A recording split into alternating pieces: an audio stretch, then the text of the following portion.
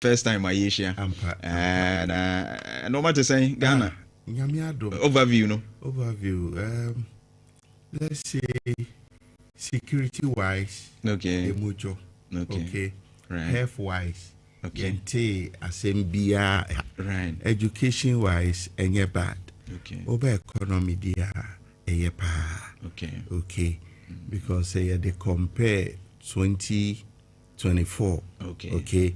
Right. Now early 2025. Obia who say we're in serious crisis. True. Na ya na ebi the figures diagro. Macroeconomic indicators no. Yeah. Nya dia ubetimi dia diagro amena ye. Se woti ase dia. If say baby a inflation e will be no broni chrome no. Inflation etra 2 to 3 ebe 2 adia so. Yeah. Because be affected the value of people's money and their income as a whole. What you say? Sure. And he said, within 1 year, Ghana etimia record less than 4% inflation rate. It's say a positive signal of economic recovery. Right. Also share BB to say policy rate. No rate at which commercial bank no borrow from the central bank. Enti say ekoba say rate na central bank edebema commercial bank no lower commercial bank no be atoso na ya no ya friend interest rate now our policy rate at 18%, right, which means say so be the bit to so cra or the bema 22 may can loan. I think say Bank of Ghana now 15.5 this week. Yeah. Oh, good. Because so, I think that's our buffer. We are expecting Senka more. Oh, very good. Say buffer more. Actually say companies, businesses, timi akọji loan. No muji loan, omu di akoso expansion. Sure. Now and also lead to productivity. Now lead to efficiency. Sure. Now you cannot expand without also employing. That would mean say the rate of unemployment so no. And the same policy rate in the interest rate now air falling. Right. So we no better stability of the city. Okay. Afinum a fee chem any fee stability no city no ahoden against the dollar no. Ejina. Okay. Ejina. Right. Usually unyani say depreciate and I am manage. Right. But how stable is it for a long time? Right. And into one more a cranium, of course. Ebe say 80% of people in Ghana no. Ye the market no. Sebe. Import driven. So now so far since 94 you very high appreciation of the city history and in history over 40%, which is great. Enti yebeda nyankopon yebeda na sena yada mampanini mahama enso ni napamfo so ase. Okay. Tememufo de ye hwehwa ne se oman no bedi ye. Okay. The Bible aka bibi o se mukokro no so a monhwehwe kro no yie di ne se kro no di ya musumu be di. Wow. Ne e ka ne se so no obi so ti akiri na ne political interest nti free say sa ben ko so ye papa saa onu so nya to me how say the amando hwe onu ono efe comment yeah what is it na me hwe na me hwe bi why me won ade so wani the way I hwe so no why me won oh na me nua na me feel say okay obi enu asabi ebu Ghana ye ompe. Okay. But the facts of the matter is simple. We are much necessary inflation. Eventually say 23% etimi tua nkofobika adentina ne inflation drop and kofobi ne omu because the omoka. We have to ask those questions. No, it is a fact.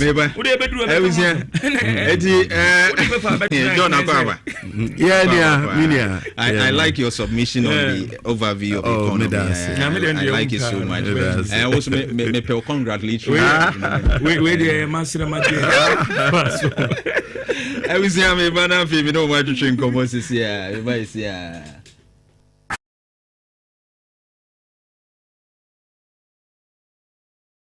money and our bank account simple. In the process, maybe say promo code ADN. No about Insure FM Ashaho, a basa automatically no. Yeah, chow £5 and €5 and you are more Europe. So America and Canada, yeah, chow $10 for free. Oh, send this council, yento Tap send it here. No fee. Hey, they say tap send. No. Yo, Joe. What's on this channel? Okay, and I'm checking some from. Kaish, a soon tap send party jack. Mama, we are saying, can you? Hey, remember that? Ofa, pacha mama friend. You know what when you say? Masoya yes nana. Nothing. Se baby am tie to me. And am ofa send me sika. Din kan wo de ko si wo business ni pakura discount. You dey buy enso am ko yi a ehun sem bebre. Afi kwa do mo busam sem my transaction o hoda. Ah! Debbie. And catch you, catch your offer say on download tap send. So download tap sender or send this camera wire. About the mobile money and our bank account simple. Tap send. Yeah, tap send. Now okay, tap send it there. If you see a fan baby ubia, so what Europe and America, Canada, so kura Android, so kuta iPhone, and once we download app na 2 phone so. In the process, maybe say promo code ADN. No about Insure FM Ashaho, a basa automatically no. Yeah, chow £5 and €5 and you are more Europe. So America and Canada, yeah, chow $10 for free. Musa Kwame Tria Patrick, PRO for NSS and NDC communications team member, will also be joining in na discussions on the Yatwa. But a galamsey fight no a cousin and a cuckoo diano ye chat at the galamsey. Jeff Fatosumai na a woman she. Na ye be dimun comobibri. A man tiwi, or many giagia will move train yani gununyasem ketwa. Enti join your Facebook na yenche how critical sa enomate na ye di hu nkombo sisi a because wo hwe said ye ekono a omo de omu didi asase na se ekwa se wo mu tutu kuku dua no na wo mo so mo mfa kuku ne nyehwe wo mo mfa nyehwe nti wono betu agu. And that is galamsey hu nsense menra oti rastus nso ma background kakra ba bi o mafa ene se de hu nsem esi eko ne nyina no ade a hadwen bebre na wo mu tutu fam atwetwa nnua no agu. Yebedi airport so ho nkomo airport no so Kutuka to Accra International Airport a ho nsensem no asore no ene Cocoa board payment a MIA mame enhyase enfree okay se kan na ka ho ninti e be yire ho okay Facebook right adding okay more restricted bebre nti no bibi nti bi obetwa mfonyini no wo nchen kakra de ato ba bi o matu amana no obe screenshot de ato ho no wahu se de o mo ye kukufu no but yen komodie no mame enhyase enfree Amando so Amando o hwe Cocoa board yes Galamsey fight. Yes. Any airport no sema. I'm giving you 15 minutes. Fantastic. 5 on each. Fantastic. In Tinkasa time. Make boom. Kabum. Have my time. Na meet you. Me da sa akokwa. Ana onya akokwa. Sewa. Akokwa me. Na me sure. But the reality is that, and before I go into it, we normally be factual statements, factual arguments. They are going too much. Right. Quickly, me bra, Emma numbers, very, very important numbers. Very significant numbers. Bottom line is inflation dollar is stable. Fantastic. Bra at the material time ya to aban adwuma efo aketuem saying 9%, right? Yeah, 9%. Sure. So you to light bill for 1 year 27%. Senior, the fact of the matter is that 27% no affecting upon life saying what cumulatively 32% in 1 year, and yet our revered economists will not mention it. Dollar stable, fantastic. Inflation time 23 year cocoa and in so many years, and the cocoa catch a full journey free farmers in China because they don't have the money. No, I catch say I started to be and I do man. You remember you and the remember MPP said the entire government machinery useless economic yenne oteso cocoa kwiane cocoa abafani sika man no and the Ashanti region cocoa kwiafo o masetena mu to say because they pay light bill they pay water bills and the University of Ghana kohwe ya tutu the friend say omo baby ya dai ya tutu etutu baby omo da yamo hostels yatum ebi by 38% private for no and then the government ankasa dia the mom by 40%. It is there. So inflation, how is affecting your life? And then for the first time in so many years, next 4 years, for 12 years, you salary arrears. And for 12 months. 12 months. And then we know say, only judicial service for. From January 2025 to October, almost salary arrears and almost inflation dollar is stabilizing, yet we cannot pay them. Teachers, teachers for being so 12 months almost sicker salary arrears water bill. The reality is say the numbers no translate and people are dying and the hospitals no and that is the fact. Now 23% dollar at 14 no to me by my forecast salary arrears no to or to 25% at the time. And now also would mean to Musa, who did the 67%. Our point is, why increase it? And a mood discount. And senior, you can you answer quickly, Macron say, and nay, your gold, I will reserve me saying. MPP Jana saying, and yet 31 tons, my boy. From 8.3 tons. And this is about me, a big count at the court 37, my boy. And now so much this can over gold, no. I'm anaka 18.6 tons. Omodi akọ dollar omodi ye de onim. Ye gold no adeplete. I am a beka some gold aboka. Omo say I am a MPP for the show much. Yes sir. 3 days ago, Bank of Ghana ankasa mbeka say no correct. $214 million loss as a result of gold board activity. Yes sir. Sasi can enough for him. And yet we sit here and talk about numbers. Please, you make sure say numbers not translated into your lives. Now, baby, I do no airtime. Intimacy, a woman's inflation about from endemic or docono. Yanka say a buy an ear to so. But docono, they say quan a cosro. Docono do bear 15 cities, 12 cities, quan a cosro. The rate no cry increase the chain first, no. Now, inflation about from inflation and Calibio and it docunutica. Go by bees about for me. That is the area that I want to do an agree. I'm sure what it beans near Brunia above from significant. Because but a bit more brought back farmer no until go back into production because what on 350 bus when you 350 Ghana cedis. Fertilizer back 450 Ghana cedis. One bag of maize cannot buy fertilizer. How do you expect such a farmer to go back into production? Beans, I reduce significantly. I was saying middle part. Yes, a farmer not still and no crampono. A brew of farmer any pan turn to say what is the problem? It means the government does not have any laid down roadmap or they absorb sanome. And that beans, who they be a granny, a maize, a boo, ama essay, a queer tia. And that is the reality. Queer new children, watch and I just annotate. And this is what is happening. Some of them muko babu siyan. Koko apiafuya ya kan wasemeni galamsey. And then oma can openly. Senya dia oma tina siama yeru Muhammad omo sika adwananka. Omo de bema den. Omo de bema galamsey fo. Na ne ya kakura ye nsuro se ye be smuggle. Nyesa ne omoka. Adenja. Obi anani koko sa time no inflation 23%. Sa time no dollar no about 14 enyina meboa no tua koko kwafoka ntina de wom kro mo ton de edman ne yesi ye de koba bia koton de na si obeka pe obi a wonim koko ho hwe no de sobo wakofo bi onim koko no de sobo bebo MPP aban na syndicated loan na ye ka ho asemi bra I started that time immemorial meboa in 2017 the MPP inherited the farming season of 2016-2017 as syndicated loan na 1.8 billion. Now 1.8 billion. So on a meteor 1.8 billion na MPP inherited. But as at the time and this is sorry MPP by December 2016 no one see the cry and them. Now was so moto 850,000 cocoa beans. The records are there. Almost only 520,000 cocoa beans. What did the MPP do? MPP Tenase, we analyzed. These are Ghanaian farmers. We found the money and we fixed the problem.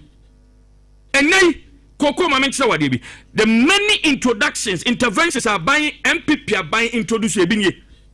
For the first time in many years, MPP are buying reclaim cocoa rehabilitation of 50,000 hectares. The records are there at Cocoa Board. 50,000 hectares. The ANA cocoa bia na anyini asante region ha. Omunim o signing up. Omuchagu the area kano cocoa swelling sweet viral disease no affect your phone entimi nyape. Omuchagu no mama plantain suckers e friend board you me bo na board ba suckers. Board ba na abayama board ba. No wasama compensation per every acre. Serebe abedi was no amount seedlings free. 50,000 hectares was actually rehabilitated in this country. Intervention number 1. Intervention number 2, the MPP government introduced the mass cocoa pollination. Meaning the interesting thing they say, when say 1 acre bia without the insect or more pollination. Akokwa. Uja a full 1 acre. Say cocoa and one kasanswa. Because say you spray any other activities say insects in baby no omuntimi pollinating. What happened then they say cocoa 1 acre etimi amu wakosra 3 bags. See what I say. But once we introduce the cocoa hand pollination no the extra say the same 1 acre no ye farm mebunu by 50,000 yet to omo pete the whole country and omo chira kuafo no said ye see hand pollination the 1 acre na na 3 bags no etimi ma minimum 12 bags maximum 18 bags cocoa kuafo no esomu and yet Ghana was paying those pollinators. And it's only 50,000 hectares omo habilitate eventually ebe affect cocoa no the ebetimi iden a produce and yes anete ebio. The government of Akufo-Addo introduced what we call the cocoa pruning, the mass pruning. Ye famebru again 50,000 plants. Ema moko enfuofonum epempine cocoa the engineer. Ye pese the dear from Sadabebe Miaso. We are pollination and succeed. And the cocoa as at this time. Wow, bebe bia u company ebio. Akufo-Addo Jeno 475 Ghana cedis as at 2016 per bag.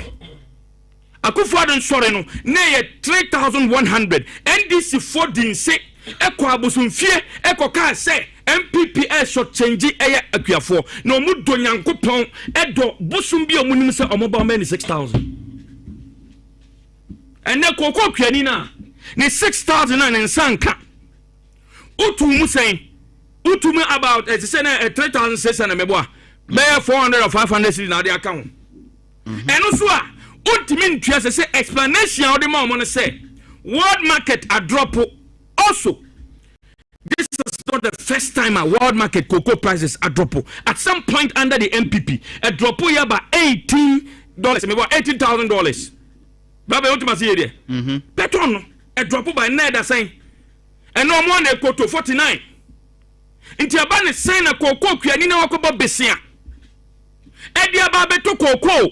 Edaba do cocoa enduro ne board din fertilizer ne board din fa ne sika manua said I be train say we are seeing na e be senya sesansa ana say den yes say uti cocoa board CEO na uti say the omo kano is because of the policies mo policy banks syndicated loan steps are more on syndicated loan. But I've already explained the syndicated loan for you. Yes, you talked about it. Yes, it's there. Ubiaba obeje no dia. But me say to us no. Yes. Ubiaba obeje no dia tuaka 2024-2025 season no. And mo cancel that thing say syndicated loan will not come in again. Right? And we are now what was fair enough. And so it just say a buying one kasa na with Cocoa Board. Almost try normal find the funds to pay the farmers. In the 2024-2025, no cocoa kriafu edua no na nka ban koje besia na odo musika momo. Tiko mu ni ha say omo ko pesika. E de ba betwi omo ka na say omo ewo omo to cocoa no ama hodo international traders you have to pay upfront.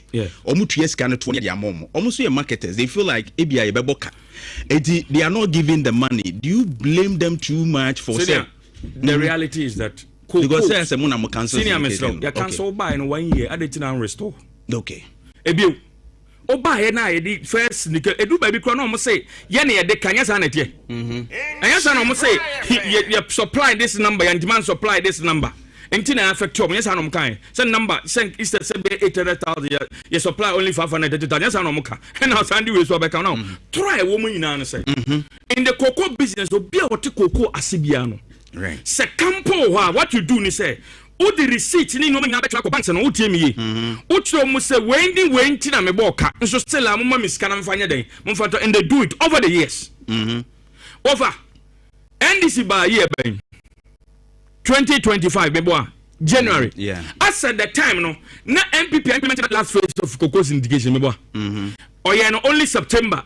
Eno jama NDC na NDC so to cocoa sa ko see the next September nya sa na tie. Into throughout that space no more then. But then na police money many problem me say throughout senior because the MPP knew so I said this time around because yam pege no say udimi me de ko na wo boa open na ya den o de ma me so we needed to determine the price so but na say a problem no na untimi a why couldn't you we knew we had a formula and we left it with you actually I said this is how you should implement it but then owura rande abi atimi to cars Toyota Hilux or the Kuyanini Sikau 110 and a mother of any saloon cars on one casa out of brand new SUV out of two and the amount of friends and deputies and no I can't want some or catch the join news for say for operational purposes into not to talk cars no Coco Kuyanini Sika or not what I say mem who run the abet me the MPP attempt on Coco issues and then Coco account for minutes. Many problem. Coco Kuani and the Medbatic Galamsen will be any more him say idea. President Mama Nankasano, maybe on your own benti. The American say Coco Kuani first. Because when you feed it into the fact say, oh, who is say, as I said, or the train are buying and fat because no trust, and therefore was all the Galamse. Now on the topic of Galamse.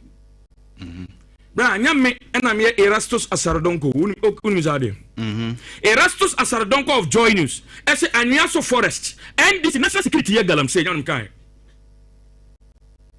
ebio Erastus Asarodonko eka se our MP honorable as Oscar Labi eye galam say nyam meka okwa tell on suo no na anu ya want say omo demonstration akokwa wan kwante so na one kasa sorry ejina NDC constituency the copim say Erastus Asarodon kokokwa de eye exposer eye MC your one ne akagala say for Western region Galamsey task force echo regional minister stop omo and Amanfi East NDC constituency executives eye Galamsey to say omo ton kuli and then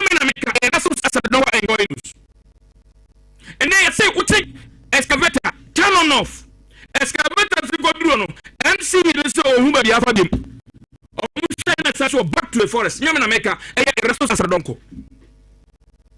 And then we go to and this national executives, as the Mama Naka director said, you investigate me. You investigate NDC Bangalore. I was saying. When I report to be, what you say? Because there was a course. Oh, you can say. You mean say, oh, Biani Ganha, oh, but my TV so. So those who have been my betrateno.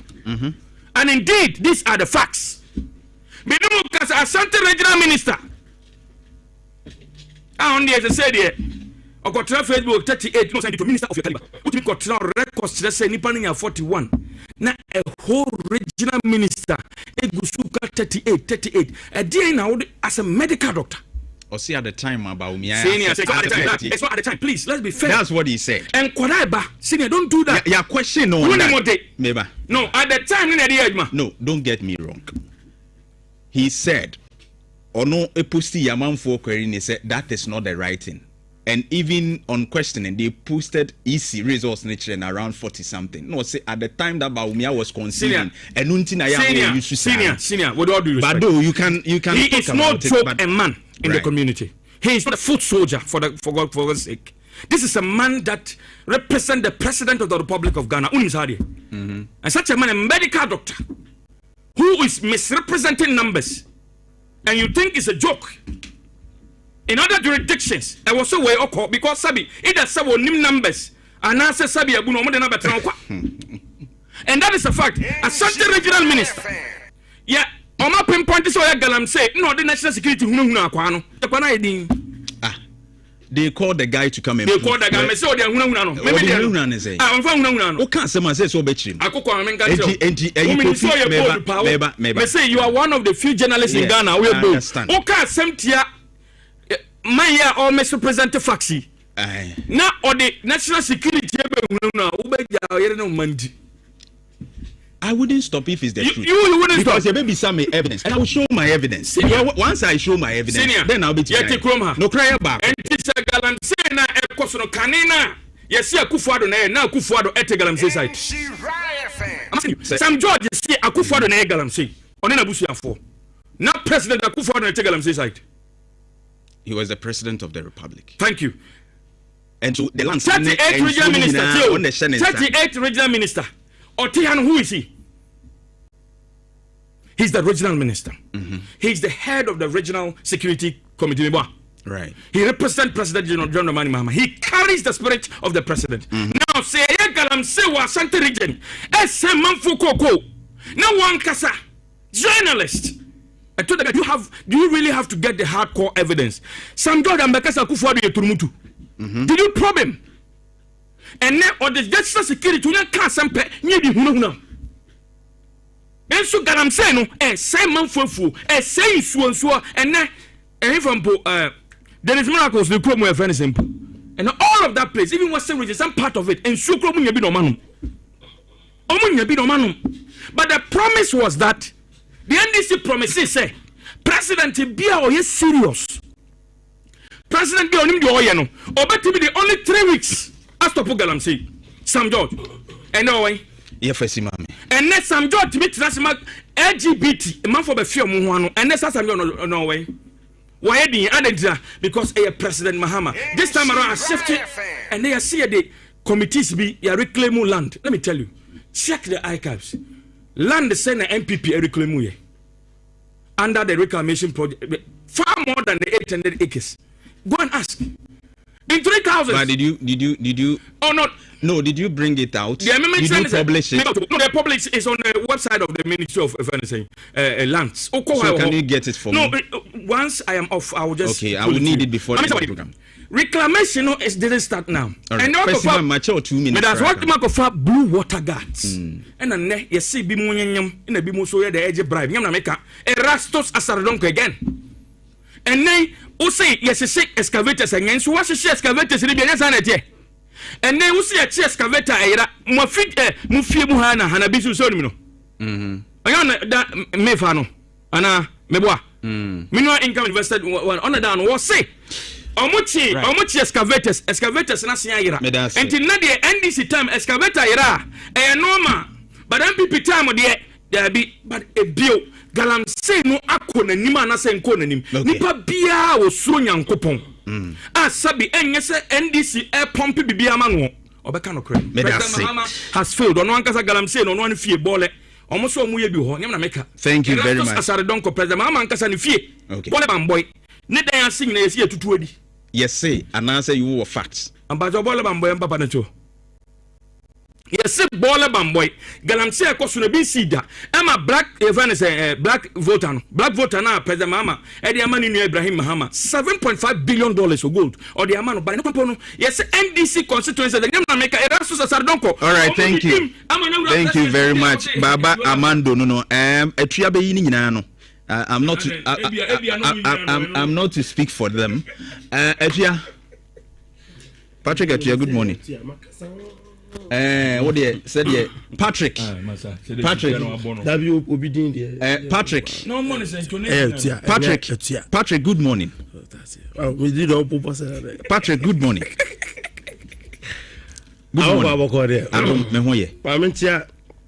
Senior man. Patrick here, PRONSS and NDC communications team member. Right. I'm saying Afi and then the can my insurance. My voice no I can't message for some of them. Na mentia senior Ben, the champion producer. Na Kwabri East for a clean up exercise. sisi ya ekoso gidi yamo the champion MC onabo amankwa ene omo honyina onse ahundidi de hia pa enti obi a ode ne ho ahye na pesa sini mu bia no emo abaso ne mbo MC na abaso obo adwuma pa bra say ode are na in foot fly enti se me in foot fly sa anya na moderator ma me mbusa no be kana meeting ono handle akoko de kana meeting are you the moderator amando jano maninga also kasa na meeting ha enti the kind of catch I was so quiet throughout you know how the nyina also mixing o mixing ni nyina anti say mixing ni I don't gonna say na am ga futu fra ya say be akoko video Patrick obi otiga na ha bia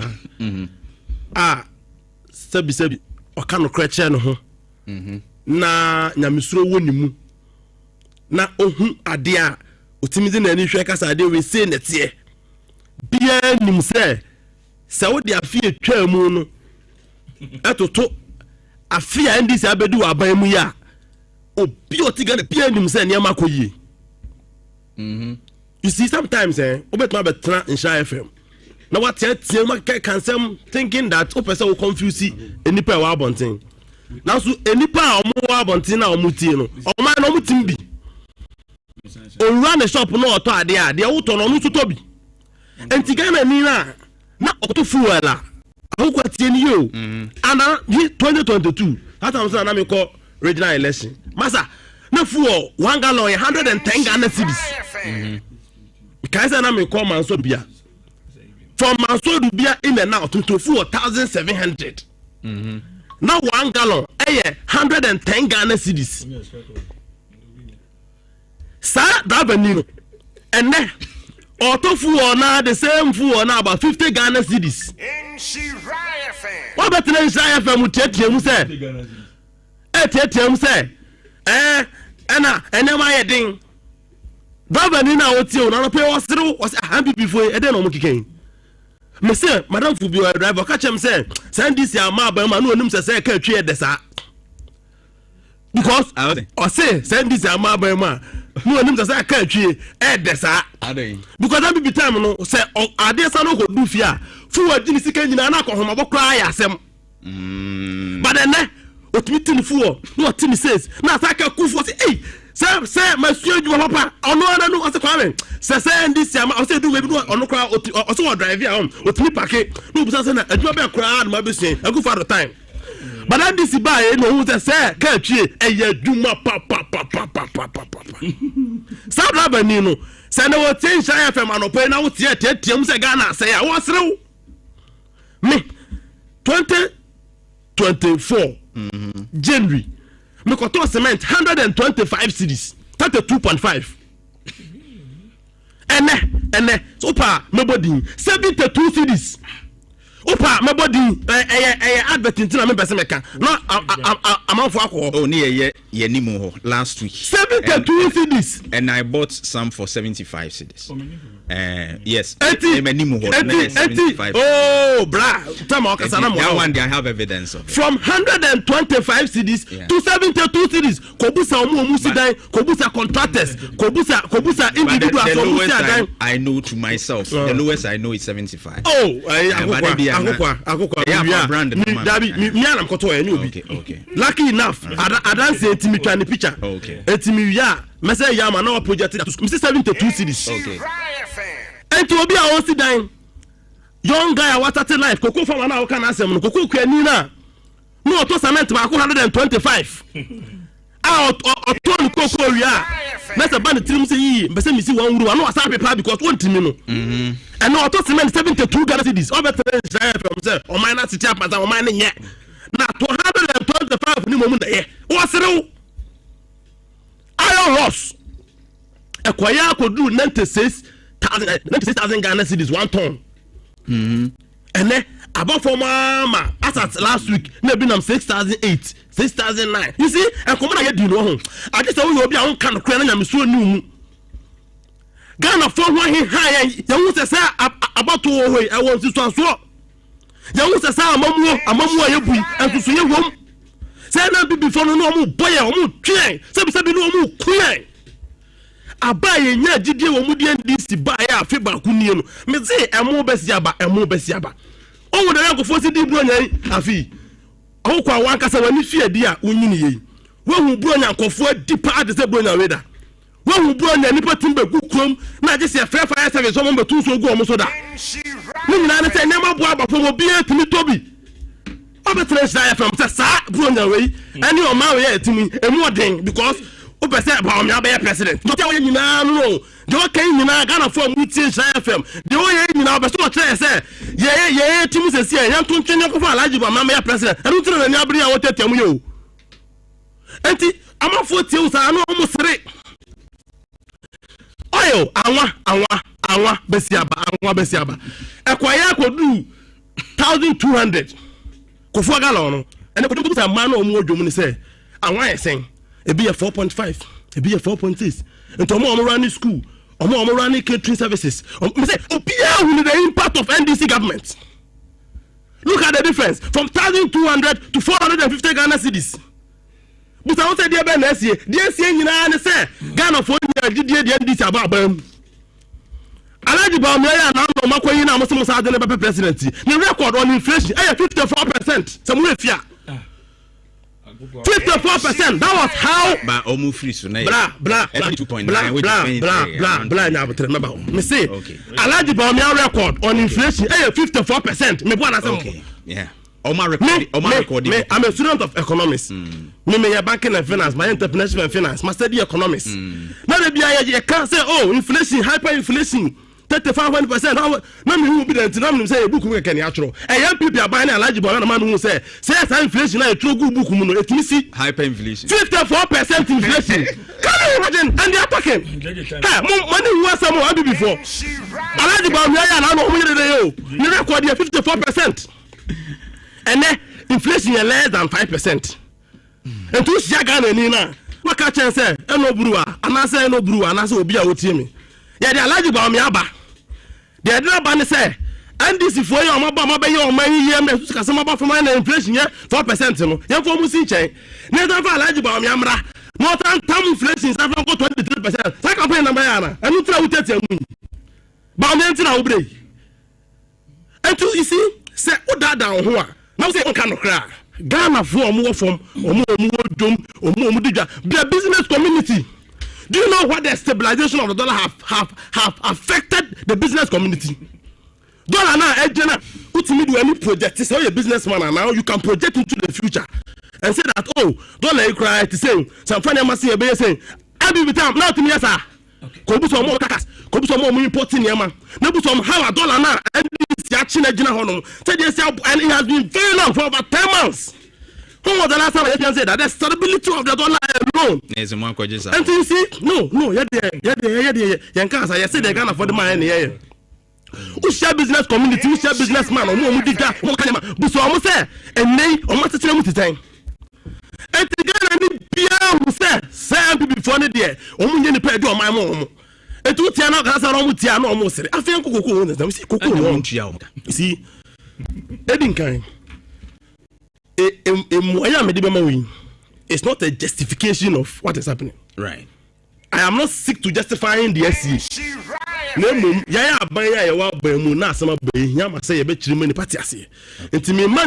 but I'm not justifying because no matter how the situation, I still believe that that is my belief, and that is what I think it should be. Sure. But I'm giving an explanation because as I'm about. Yani ya wabam enti nyama si echire Ghana for as much as me preface no so atase okay koko ayedu nkomo no ya to koko no na akoto na amano ni enti adia baako a e determine koko price pa ya world koko price right say the koko ni bo tia wa amano ni okay afi to amu ni afi na ekoye no na koko no averagely and am be say $12,000 per ton. Then I'm paying $12,000 per ton. And I'm paying me checking and I'm $4,600 per ton. Tin you. Yeah. As I'm not making, I say, hey, be a MPP ni, and now you be a open say what the politics I bet me tell them say na amount na what but no not just reduction but the margin from 12,000 to 4,500 nobody obian who we are affecting no say wo koton cocoa no na ka to ba ko $12,000 per ton. Now drop it. Abedu an average of about 4,500. Which year was it? Oh, even just the 12,000. Just the year before.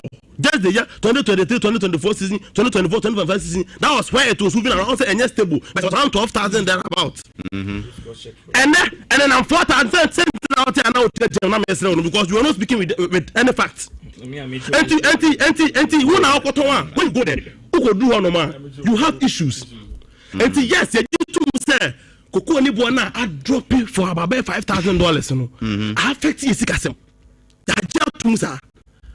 And I'm sorry also ama cocoa krafoni bobire kwa ya siska no no kre. But abani din se kwa ma. Ye ba ba ya ma sa sika na ba. Ebi ni se hwe. Unim se cocoa syndicate no ya wodi hu nkomo ya. Wo ka se omtemu. Ana ba mo di twa mo. Say happy before na so le ya no mo say cocoa syndicated no money be manya no crack. So for the year before for the records 2021 2022 the prices were between $2,300 to $2,400 per ton, and now we know 2023 early price in the crowd was around 3,258. 2024 was 7,390. And then within 2025, an averagely around 7,000, so about 5,000, and as a bad down. And markets, no, we share the price shorter. We went to 10,000, but me who 12,000. Well, as at the time, I need 400 cities in the Babacom. As at the time, we announced the cocoa prices, right, and again came back to increase it with 400 cities. The cocoa at the time, now I hit $12,000 per ton. From the 10,000, you know. I said, to come on, the cocoa increase in neighbor. Yeah, they have 120 billion account. I'm on the cash. Oh, yeah, to cocoa the year. Okay. Within that process now, an increase. I'm at to force inside the 450 Ghana cedis become okay. The basis of adding the 450 Ghana cedis was the 12,000 analysis. I'm not just speaking with anything. Do you have it? Do you have it on record? Any sites? Because the statement that was released, but I took forcing that I read that this is the reason why they are adding 400 Ghana cedis okay about increase. He said at that 12,000. Please. He or indicates quoting the current price of an average of 2,000 plus. We are increasing this amount. That is why I am picking my argument. Do you have the document here? Do you have the document here? It still doesn't change anything. Even if we must speak to the records. Even if $10,000 per ton, they can't say more. From 10,000 from 10,000 to 4,500. The drop alone. That's where I want us to take. Yes, and even the back and forth of 12 and 10, it is still huge to have an impact on Obi Cocoa. Definitely. So we see, look at the drop, an average drop of about $5,000. Don't you think it will affect the purchase of cocoa? About affecting. And I mean, that's my catch the marginal drop. Cocoa na your cotton. Ni wanna drop it from Abafom. Okay. You need control over it as a country. Right. What I say? Okay. Somebody can make argument say, oh, why don't we add value to our cocoa? I know a long term idea and come on, from over 20 years. Okay. But as it stands now, we don't have control over the price of cocoa on the world market. And then they determine. That's true. And at the end it's what for about $5,000. So I affect it. Syndicate no na make na obe harazim. Enya people before na that's all ya no almost say omo be go syndicate no bi mo woboa. Omo ko the world market said omo ko ju no. And omo ko say they will produce 800,000 metric tons. Afeni ko awe ya no omo ye less than 600,000 metric tons. When NDC came to power, na omo cocoa car and that's a service 333,767 metric tons. And only there now omukoya agreement say yakwa koji busia ma menche na man fontias omukoji loan no mo da beto cocoa nti omo kwaji loan no omo de ba beto cocoa no and omo kasa provide 800,000 metric tons. They couldn't meet it. Me omo Juhus Canada. Am a deficit of 333,766 cedi at the tree. So when we took over, yeah buy no sa cocoa no 300,000 metric tons in there. As I say, services sa cocoa no every year. Because I know there, already can agree. The money yeah kra say almost a hedge no at a price of $2,600 per ton. And the cocoa na can see you know yet yeah. Yes, you demand for no. Yes, yes, I quite full because almost 330,000 metric tons of data in this service. Send the power here to a more better from say. I don't tell him to go cook and nika. I don't tell who is car. So I do go to cocoa. No one na cocoa now, na bayaka. You see, sometimes I am before no mukasa. You show me this. Some go for no mukasa. And Tiakukwa. That 333,000 metric tons now I'm hedging it as $2,600 per ton. And this in service in kakra and 2 quarters of say and that company see you 4,005 feet. So what services are 300,000 now because the agreement near 2,600,000 and one now order error. Yeah, wrap it up, mommy. Hey, say, oh, mama, mama, almost 20 minutes. Because sometimes, so only and before this show, next one control emotions are you go overboard. About for me, I be before the say. Man, Mushano and two because you see, who was I say, David, who was I say, how many can say? If we are able to discuss that of the cocoa, even alone today, I'm happy. Normal air cost, in fact, and that is why I'm very much interested. I don't say I don't shift you. Right. I am not explanation. I mean, man is not to justify the problem, sure. But it's to explain now a bit in China or not what much them say. When waiting, I must say, yeah, then air cost. Omo na omo anti sesi ameno ka say tintin gan say kokos indicator loan bi amabium now enkomo edi ene say ene sa de a kokos ni e hot commodity enti mu amu hia no mo first kameto na yakoto wia ne e de abram akokwa sa nkomo no e de pa o but nipa na first kana ma obere abi before that kwaya agreement say on be supply 800 metric tons omo anya 300,000 metric tons abaya cali forward and I'm saying banks say omo loan biom. These are facts. Can you challenge that? Challenge it. This is the situation we are facing. You agree that you defaulted your $800 million. With all due respect, 2017, 2016, 2017, the records are there. We inherited a similar. It's okay. Why are also almost stop it. Cocoa syndicated loan. What time I can say?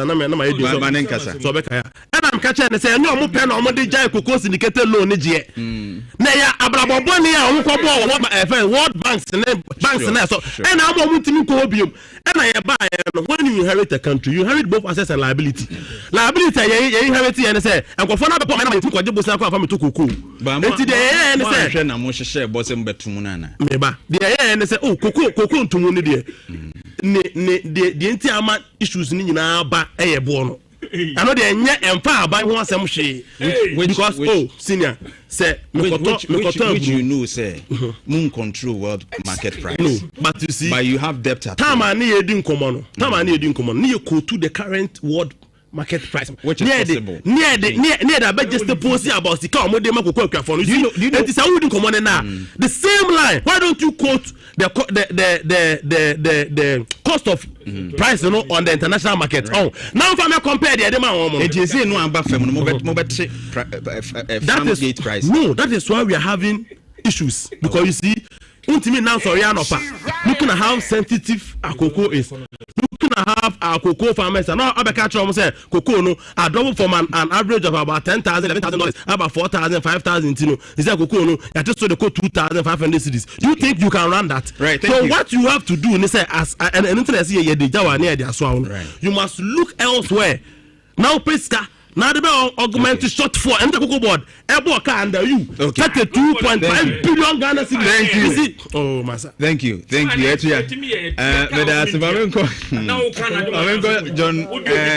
Mr. Ramon Sasa Patrick Akunya no John Akwesi Amponsa economist, financial and investment analyst, corporate strategist and consultant. Consultant. Ma memra ho na mo de ni echi. Yeah.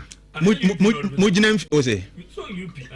Oni UP. Masa tie credential. Peja mic ne kakra. Obi antwe UP bia. Tie credential no ne fakasa. Eti or a member of Chartered Institute of Bankers. Yeah, that's right. John. On say obia bonim crew. But yeah, no mu change. There be a problem. Mistake no mo ye. A mistake no mo ye. Me too. Eno ye. Na me UP say eno ye me choice ana. Eno de any only problem. Me introduce me UP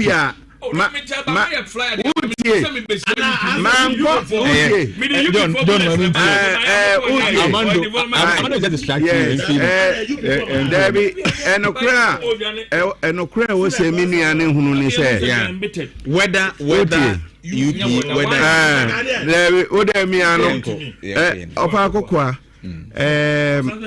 dear me pese obia otie mini eti ase ani say titles na wabobo ni nyina no emu bia ni ho political capital na de mame right me achieve no university so what I say sure enunti na ehia say me dia me kan na dodo no betie dan you because in effect no ya twera ma na wo beka but the memesua na meka now let me stand by this assumption say let me stand by this assumption say and same pia na me mpesa me ko but you see baby a enokre any propaganda be shia no no say eti say isum ni han right esia enti at the end of the day no eniame bi wo ho for the sake of your listenership I was say clear the air sure na enipa nyina hu ye wo man yi mu na MPP free abem edema NDC mebo omu be free abem if you listen to my submission very well na macro indicators na say now in economics one thing we have to understand is when your fundamentals are weak, it's not only the exchange rate that will expose you, but all the indicators will expose you. Sure. Because the indicators don't run at par. Bibi to say offer inflation, near any interest rate. If you see the interest rate, policy rate, no more pusika out of the system. Okay, until any time be able to say inflation, kosoro no. Na interest rate is so kosoro. Na unemployment actually, and that is your story.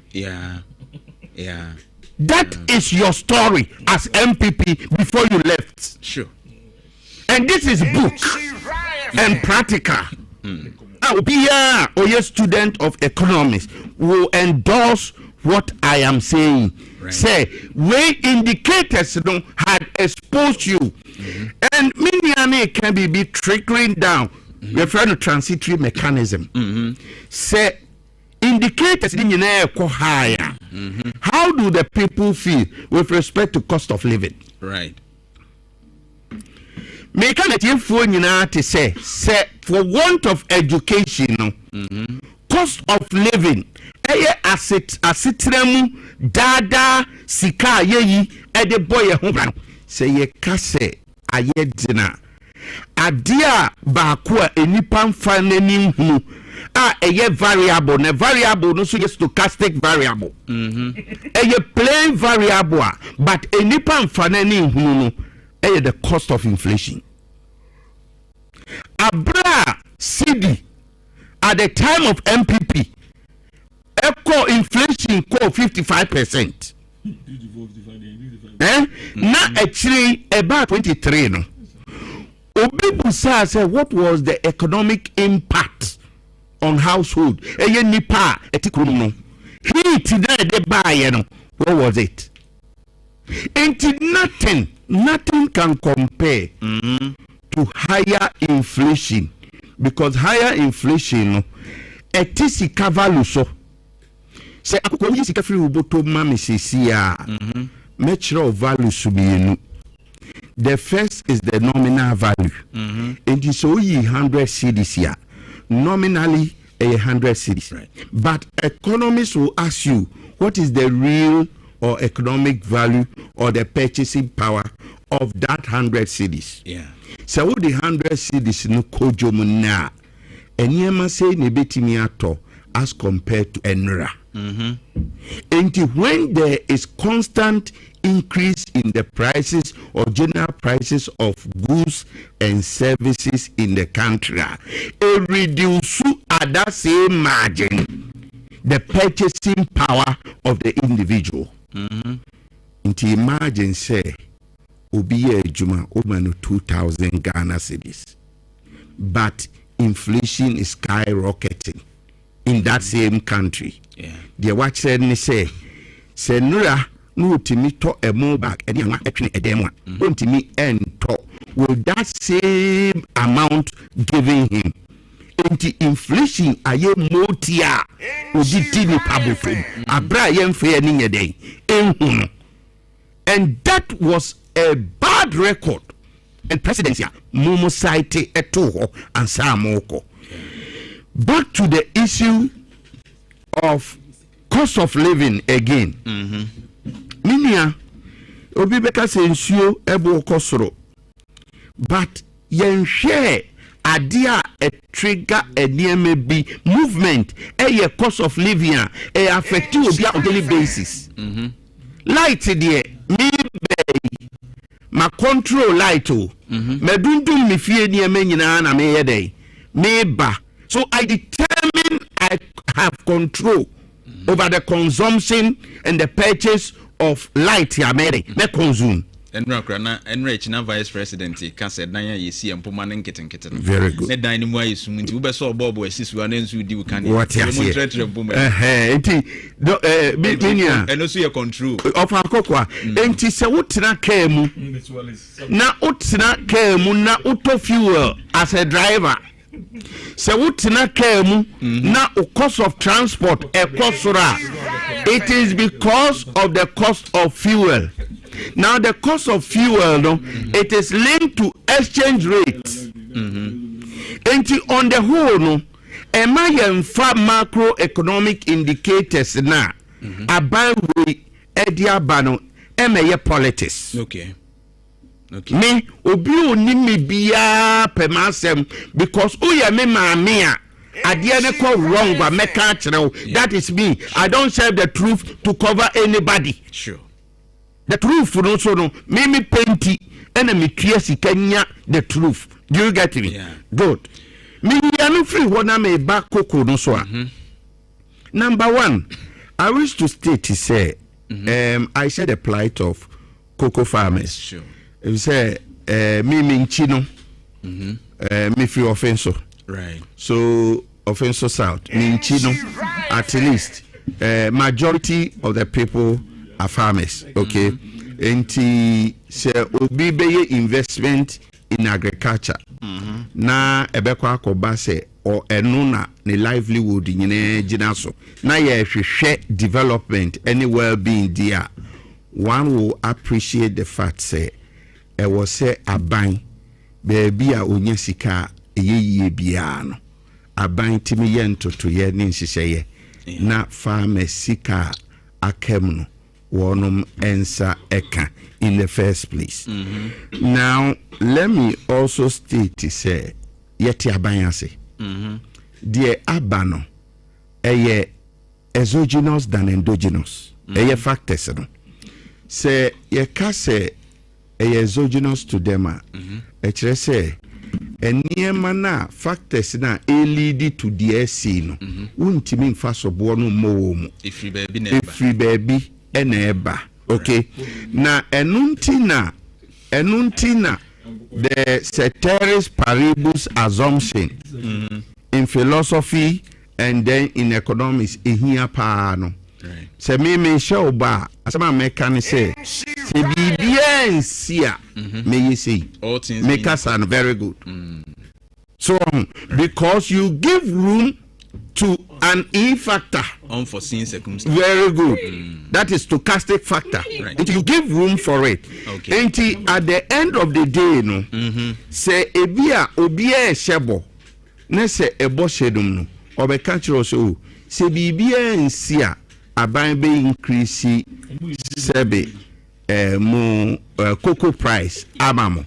Because for me, aban no de ya na ebiure free dey say aban no we agent of the economy na investment wise no it will not make wisdom so onu nkoton cocoa or de cocoa na free farmer no ho no akọ export no de wahwe export no hu sika na tua wo farmer nika enti the assumption is not right for you to expect to say a real price for cocoa a drop. But you still want the government to maintain a certain price because he has made promise. Me, I don't agree with that. No, said a war on the sign was ever. Say fluctuations there. About a businessman, it hits you and hits you hard. Right. Okay. Say CA Obian in say areas fuel. That's what never. Ain't he said ne? And then fuel we are swat ne say ne Ghana. Fuel swatia. We say a trickle down. Yeah. Do you get it? In the same way, no, say ekobase fuel ne buokosoro. Ne say yesha asiye to petrol abodia. Me, I will not have problem because I am looking at Sobi Yaria. Emfani say you are in the medical field. Sobi Yaria. Dr. Hakokwa, you be hunani ne symptoms. Yeah. Inti me say ye MPP say ye NDC many a me dey hwa ade ne indicators no. Yeah. When the indicators are right, I will defend you. Yeah. And I will love it because me so me spend this car okronum. Yeah. Me ye adwuma okronum. So on enti interest rate e fall ya. E boa me e ma me timi gi loan. Sure. Without stress. But at the time na yewo hyperinflation maminka say bi unim say enka MPP si etoa wo muso a ko mu ma yesesa Ghana skabio. Oh yes, let me tell you please wow please me new share watch your words because the American me ko tudu machirem entity facts na me dey so no. The value of money, characteristics of money, area se bia no. Say, sika must have value, okay? And that value must be sustained over time. Right. And when there are incidences of hyperinflation, the say, sika so take at abnormal rate, as in the value of the money no. Into Kaya under President Kufuor time, when we face such a condition, Emma Yekunya, the 1 CD, the whatever CD we have, 50 CDs near the Adeno, it was one of the reasons. Again, Saudi Sika value reduce as per the margin of inflation.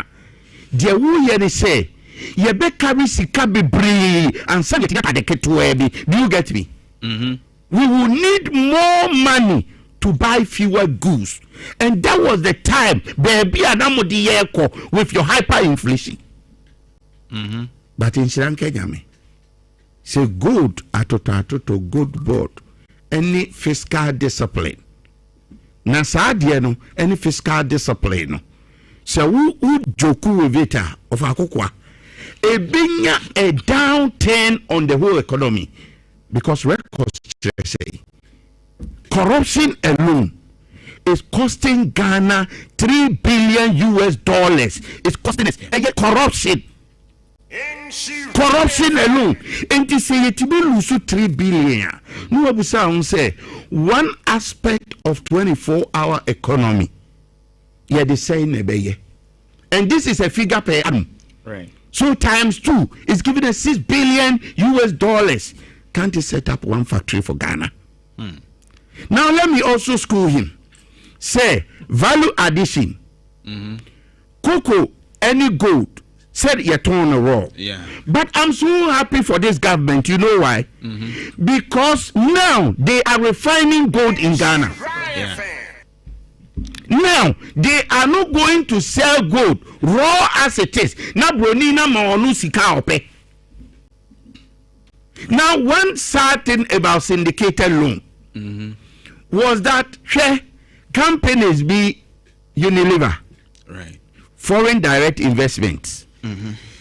One branch baku Australia, baku UK, but oba Ukroma. Enam foreign direct investment no afa kronidin e de atonozo. Okay. Akukwa ko store bia wo Ghana, store bia mfichire store bia they owe 80% and above of commodities ya ewom.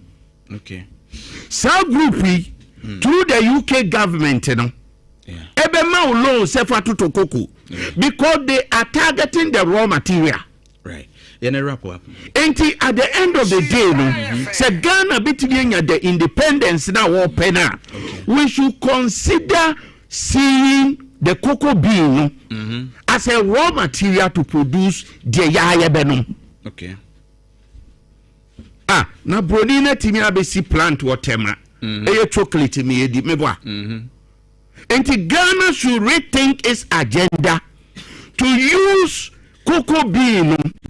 Now on Franklin 24-hour economy no say a real say yeah price takes ya.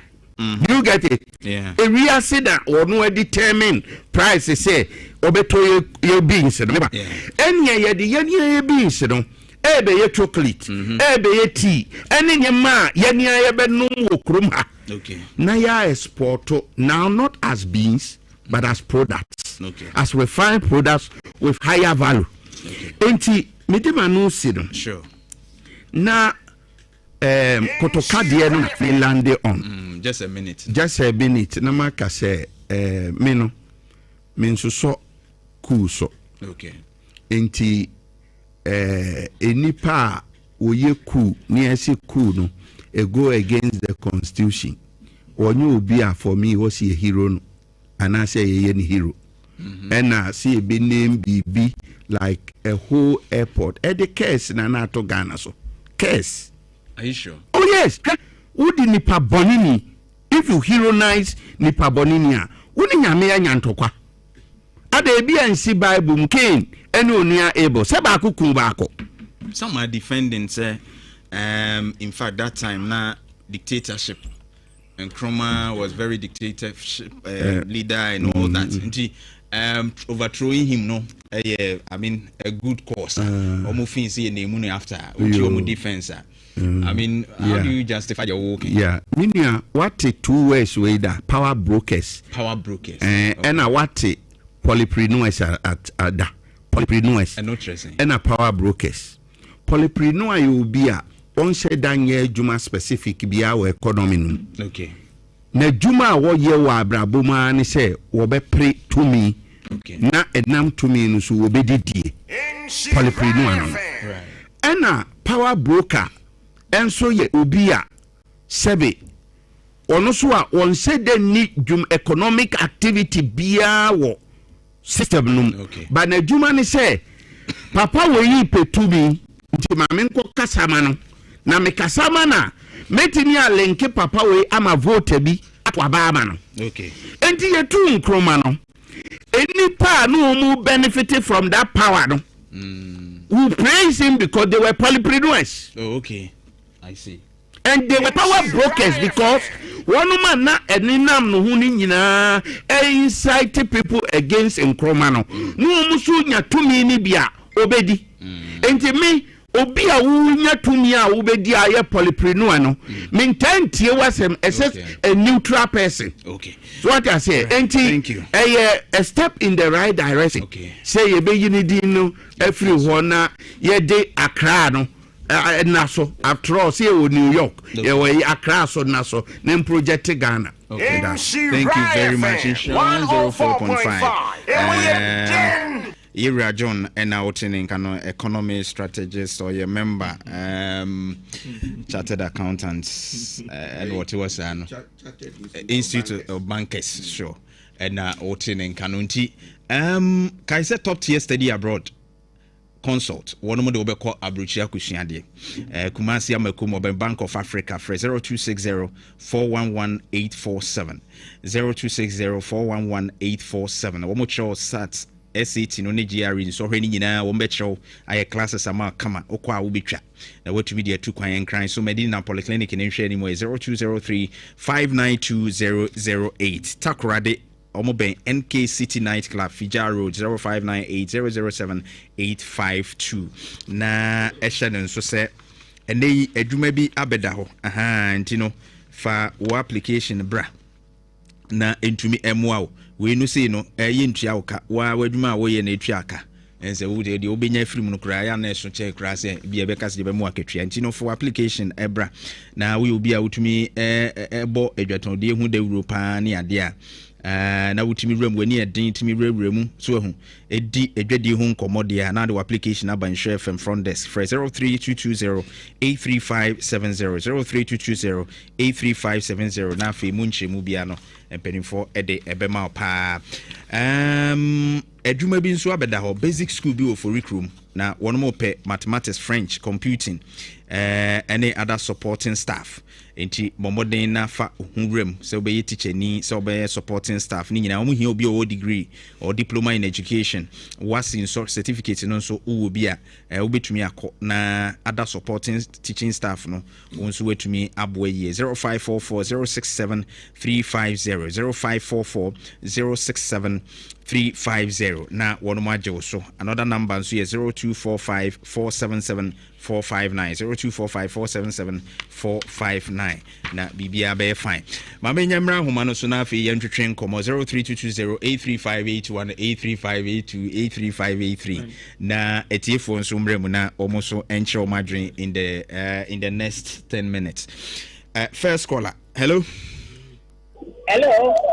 good morning mami within the offer me de mami asia kumosra hey papa no obekasa wi etesi amosi efra ne John owu no akwa heaven pra me tiase wo say owu no akwa heaven na me tiase o ka no kura papa na bede ni ekoko iso yetimi adi yempesi yempehwe eti kwana abanim ko a obabu akuafo no o de onhwe no mu akuafo mayen na bana de waya adie na papa no so obakasa ya nya no so nipa da ni e wo Ghana ha aka Ghana be so right nya me no mo nya adwuma da CP si Jonah kwesi amponsa na ma me bo wa maso next caller hello kokwa minia asari be me do trade right asari ntiwe akwa mama mu ni adwuma me da si na Patrick Atua menchiano aye adwuma pa na me tell this for wa kutuma kwa ngomenya kokwa uje MPP for ni abia MPP for de wo mu ye ya no akokwa eka wo mu nko na nko ma ye butu ye do ma ya samu ka hwie mu to eno ma boni amobe ye na Ghana kudwe wi mu ni abia Ghana foto abetwitwi de editi amoni ade no mun ko trase na mun hwie bibi ni ade o ucha memo papa yewra John Dramani Mahama ni ndisi aban ni buna Ghana for nye ready to yes out of MPP for the woman back no ma ba be course match bi mu ni ade o ene kokon se ma mo kai ye be se kokko akuafo mon kama koma ntomo yam se ye bone ni amemo bone MPP for be guye ena akofa se tutu so we nyina ba o na to force ni yewra John Dramani Mahama se o mu de o mu na eti fom na mu ka bia wo ho bia no ye betua mamo mamu nti MPP for ano MPP for de ko mu ko ananka gu ye mane ye sa ni ade ekwan ye be fa so akuafo ye betua mo ka ni ade bia ye be fa so ni. Thank you very much. Okay, next caller hello minia Memo atela pa yo mejosu umi akọ cosma de nem gata free martin so all right that's me doing too akwa lo pe na me tia na mo ba so na me tia be dwafo ni nyina so ya me chiro mo pa o makasa mojosu na me tia kuma se be ura kensuba ma me tia be bi obi ala me tia sa to jam list so Dr.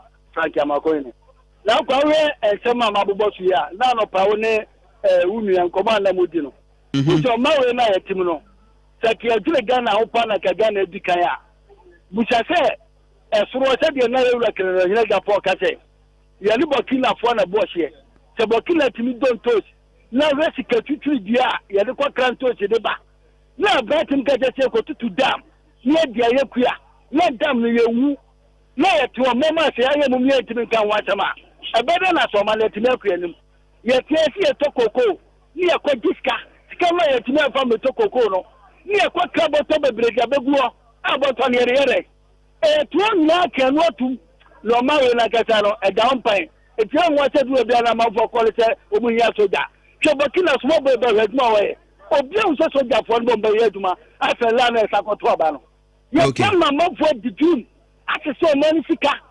etuwa na bo o de man fa sia kwa baba me da se to da bia wanzo wa kuma mu hello Brani awo we did the patrol.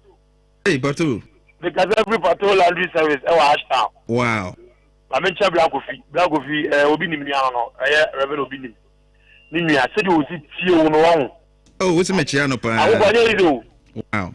The said the Black Coffee you know. What's a Machiano? What in the care more with you? Sana Jama, what is up on my day or you witness? Okay. I mentioned. I will go. Bruh. Or mine, say, Kuya, in Naipe. I don't die in cow politics. But you best say in penny for. And Karina and Galamsi, and be being, you know. Nay, cool. And I need a come watch them. And no one I need a come watch them, mind, nay. I feel a baba than it. Galamsi, if you cook, you penny for ye my aim. I won't come watch them ye. Nay, my many papa no me and your normal you cook, almost sweating. And yes, I never say, yeah, Daniel Coco started the acquire Galamsia. Moi, it will be say, President John Domani Mama, or by Oyajuma, because maybe the America, the first time, you may receive this time out of Chakia, which is upon was Shania Papa. It's in an amo, one over father, or every station, Mammy Chamuna. All right, Brandy, it does it. Hello. Hello. Good morning, Coco. Medium Josu. Patrick Jamal and Midway or Mate. All right, Jamal, into it. I'm a chair the champion chairman and equity. Now, Coco, who are Botrepao? Because an MP people to me that cannot studio at Erasmus, why you say Wakasi and the Ayano Korean Jindi. One more time, the day on the map, Papa. A drum will be moved over by the from form. And then when you hope at the Nagalam, I will put that last month as a before whatever what he says. What he said, George, what is reserve 47, and I know the other than people no mutu. And so my say when you know you continue people just 1 year and once not have a complaint in that you're there for the people, yeah, but I won't know your way. And then what you say, regional minister, I got you 8% or represented or my unity, and yet you're one of the regional minister, some of I pump or go to a 82 months or represent my oh, one idea, who is there? But when what they are, what's the idea you will be by the city, and I'm not for China, as I complaining or yes, Coco is indicated to Mukodi and Mudi and 2024, what that are who the young person. So tell them what the car no to meet you, and I will move your mind to Mamma and I'm betting again and I would. What's the Coco? I better Coco. I might have chosen an answer near my but about ready or into create to 2.7. All right. But that's my main for 3 calls. Now, I'm fancy. Hello. Opening. Yeah. Me friend of free ditchem so black man fashion. All right. One before I call you so na me chair the royal MP lawyer and I gave up for me share MP. Now opening my memo me MP ni abaso pa. Me say dia minimum ane say me ma me awo na ni no. Mr. Require me, my fast so many are medium. Yeah, for pa, they say. Munko to your music, because you will be there. So, Queenia Coco, now say to 4 crab widening. Coco, no more any of 2 do. Look after the Boko system million. I said, yeah, and now Coco, Sika from the home, Yabi, and here, the any man is a Munko to Sika Momo, I'm a daffy. Okay, Madam CP. Hello. Yeah. Good morning. Good morning, bro. I don't know where we didn't do free. Hello. Oh, quite unfortunate. Hello. Minia. Major so. All right. I meet you.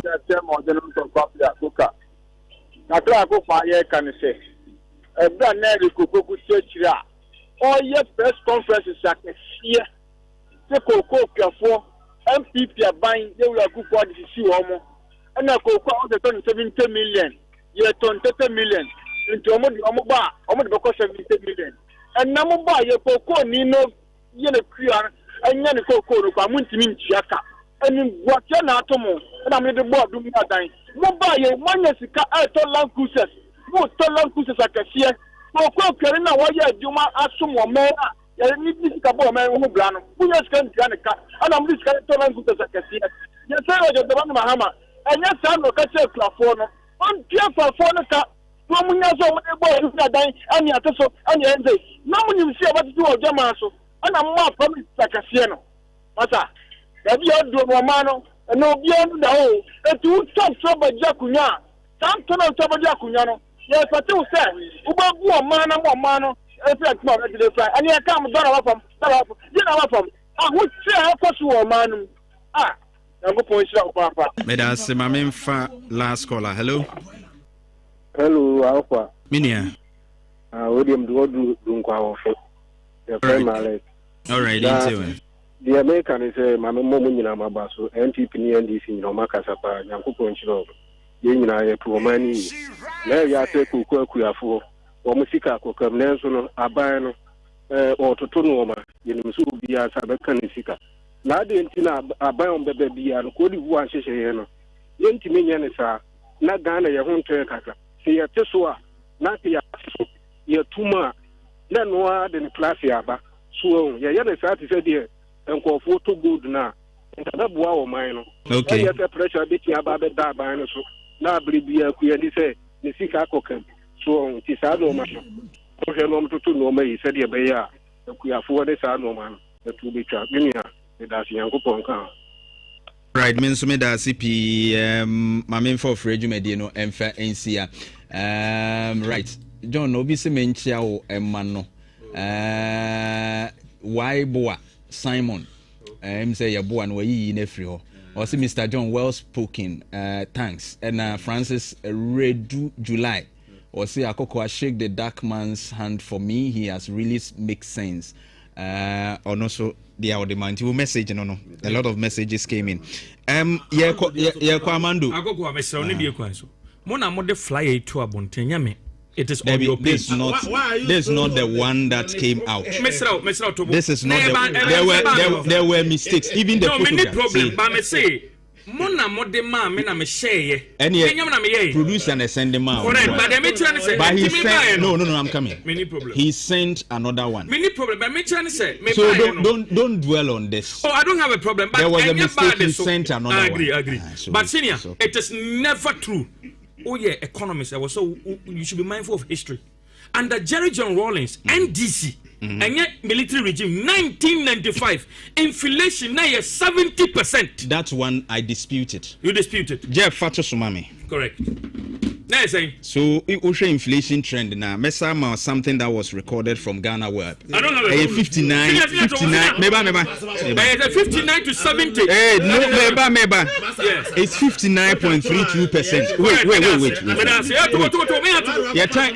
Oh, 59. And December 1995 December. I am challenging you. I'm saying that December 1995. This is the record on it. This is not. That is the early stage. 59 or early stage. Equal 70. I challenge anybody. You can produce it.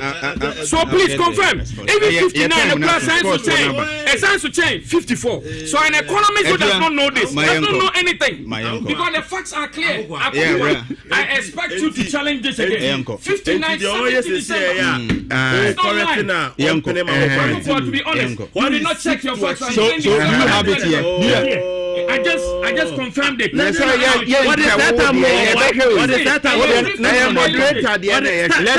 Let him provide it. Let him provide it. 30 minutes. And we are not providing. That's all. Yes, and like the OAA are correcting our own he seeks to justify 54% inflation. But I can't afford we are all here to learn. Yes, say Alaji Bamia, the record they say or the inflation called 54%. And on go to say 1995, now 75%. And to the audience say or person chair says 54% and you oh, you can confirm. The audience World Bank. We gave to you was from World Bank. No, you also they also quoted and World they Bank. quoted any the inflation rate in the country which stood at high level. Any 70.8. Please, you do the record. It's a lie. Ghana no etiefoɔ no it was justified. Let's not lie. No, 75 now. They did worse. At that time, me I told you on the party. And then we just Amando Yeri. And now Tiano No, you didn't do you weren't there because I checked it. But I gave you I'm giving you a fact. Your site is from Ghana. He told you a fact from World Bank. Very good. And I gave you